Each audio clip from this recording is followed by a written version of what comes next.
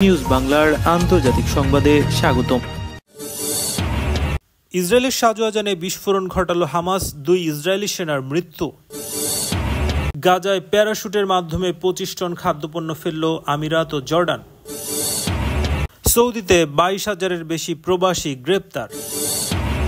আপনি যদি হামাসের কার্যক্রমকে সমর্থন জানান তাহলে এই ভিডিওতে একটি লাইক দিন এবং ইসরায়েলের বিরুদ্ধে কমেন্টস করুন। ফিলিস্তিনের অবরুদ্ধ গাজা উপত্যকার খান ইউনিসের শাহজাহানে বিস্ফোরণ ঘটিয়ে 2 ইসরায়েলি সেনাকে হত্যা করেছে হামাসের যোদ্ধারা। শনিবার সন্ধ্যায় ঘটনা ঘটে। রোববার সকালে 2 সেনার মৃত্যুর তথ্য জানিয়েছে ইসরায়েলি প্রতিরক্ষা বাহিনী। নিহত সেনারা হলেন ক্যাপ্টেন আমির সাদ এবং সার্জেন্ট ইনোন নুরিয়েল ভানা। তারা দুজনেই গোলানি ব্রিগেডের নজরদারি ইউনিটে কর্মরত ছিলেন। আইডিএফ তাদের প্রাথমিক তদন্ত শেষে জানিয়েছে নিহত সেনারা একটি নামির শাহজাহানের ভেতরে বাস করছিল। এই সময় সেটিতে শক্তিশালী বিস্ফোরণ ঘটানো হয়। ইসরায়েলি সেনাবাহিনী জানিয়েছে হামাসের যোদ্ধারা সুড়ঙ্গ থেকে বের হয়ে আসেন, এরপর যে পথ দিয়ে এপিসি চলাচল করে সেখানে বিস্ফোরণ পুঁতে রাখে।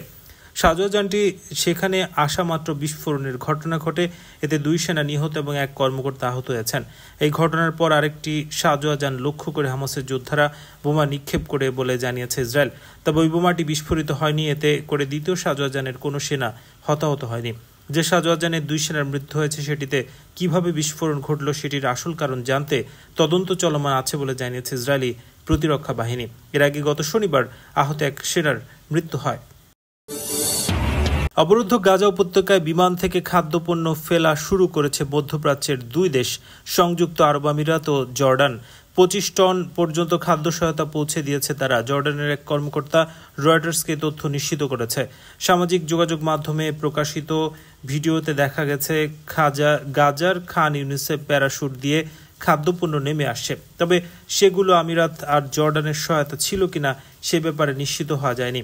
2023 সালের 7 অক্টোবর থেকে গাজা উপত্যকায় শুরু হওয়া দখলদার ইসরায়েলের বর্বরতায় এখন পর্যন্ত 59,000-এর বেশি মানুষ প্রাণ হারিয়েছে, যাদের একটা বড় অংশই নারী ও শিশু।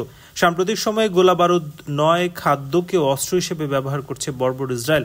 তারা বিভিন্ন আন্তর্জাতিক সংস্থা কর্তৃক গাজার অধিবাসীদের দেওয়া ত্রাণ হামাসের হাতে চলে যায় এমন অজুহাত দাঁড় করিয়ে অবরুদ্ধ উপত্যকায় খাদ্যপণ্য প্রবেশে নিষেধাজ্ঞা দিয়েছে, যার ফলে গাজায় এক দুর্ভিক্ষ পরিস্থিতি তৈরি হয়েছে। প্রতিদিন সেখানে ক্ষুধার তাড়নায় মানুষের মৃত্যু হচ্ছে। অভুক্ত থাকার কারণে এখন পর্যন্ত গাজায় অন্তত 120 জনের মৃত্যু হয়েছে। সম্প্রতি আন্তর্জাতিক চাপের মুখে সীমিত পরিসরে গাজায় ত্রাণ প্রবেশের অনুমতি দেয় বর্বর ইসরায়েল। এই অনুমতি পাওয়ার পর বিমান থেকে গাজার ভূখণ্ডে ত্রাণ ফেলা শুরু করেছে আমিরাত ও জর্ডান। তবে দাতব্য সংস্থাগুলো বলছে এসব ত্রাণ মোটেই যথেষ্ট নয়। তারা বেশি পরিমাণে ত্রাণ সহায়তায় গাজায় পাঠানোর জন্য দ্রুত সীমান্ত ক্রসিংগুলো খুলে দেওয়ার জোর দাবি জানিয়েছে। মধ্যপ্রাচ্যের দেশ সৌদি আরবে আবাসন, শ্রম ও সীমান্ত সুরক্ষা আইন লঙ্ঘনের অভিযোগে 1 সপ্তাহে 22,000-এর বেশি প্রবাসীকে গ্রেপ্তার করেছে। রোববার সৌদির স্বরাষ্ট্র মন্ত্রণালয় এক বিবৃতির বরাত দিয়ে খবর জানিয়েছে সংযুক্ত আরব আমিরাতের ইংরেজি দৈনিক গালফ নিউজকে। এতে বলা হয়, গত 17 থেকে 23 জুলাই পর্যন্ত সৌদি আরবের বিভিন্ন প্রান্তে অভিযান চালিয়ে 22,500 জন প্রবাসীকে গ্রেপ্তার করা হয়। দেশজুড়ে ব্যাপক নিরাপত্তা অভিযানের অংশ হিসেবে তাদের গ্রেপ্তার করা হয়। দেশটির বিভিন্ন নিরাপত্তা বাহিনী ও সরকারি সংস্থা যৌথ অভিযান চালিয়ে এই প্রবাসীদের গ্রেপ্তার করেছে। সৌদি স্বরাষ্ট্র মন্ত্রণালয় বলছে, গ্রেপ্তারকৃতদের মধ্যে আবাসন আইন লঙ্ঘনের ঘটনায় 13,800 জন, সীমান্ত নিরাপত্তা আইন লঙ্ঘন 5,200 জন এবং শ্রম আইন লঙ্ঘনের দায়ে 3,400 জন রয়েছেন। এছাড়া অবৈধভাবে সীমান্ত পেরিয়ে সৌদি আরবে প্রবেশের চেষ্টার সময় গ্রেপ্তার হয়েছেন 1,987। তাদের মধ্যে ইথিওপিয়ান ও ইয়েমেনি নাগরিকদের সংখ্যাই বেশি। বিবৃতিতে বলা হয়, গ্রেপ্তারকৃতদের মধ্যে ইথিওপিয়ান 61%, ইয়েমেনি 38% এবং বাকিরা অন্যান্য দেশের নাগরিক। পাশাপাশি অবৈধ উপায়ে সৌদি আরব ত্যাগের চেষ্টার সময় আরও 40 জন প্রবাসীকে গ্রেপ্তার করা হয়েছে।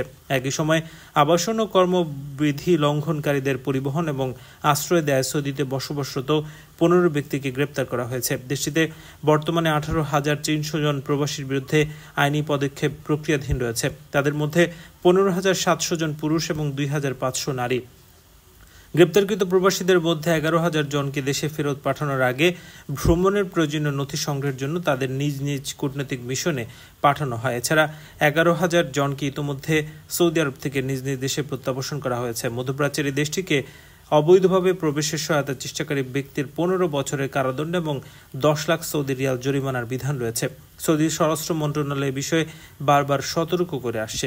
মরু অঞ্চলের দেশ সৌদি আরবে বর্তমানে প্রায় 3,48,00,000 মানুষের বাস। বিশ্বের বিভিন্ন দেশের লাখ লাখ অভিবাসী শ্রমিক সৌদিতে কর্মরত। সৌদি আরবের স্থানীয় গণমাধ্যমে নিয়মিতভাবে দেশটিতে আইন লঙ্ঘনকারীদের বিরুদ্ধে নিরবিচ্ছিন্ন ধরপাকড় অভিযান এবং অবৈধ প্রবাসীদের আটকের খবর প্রকাশ করছে।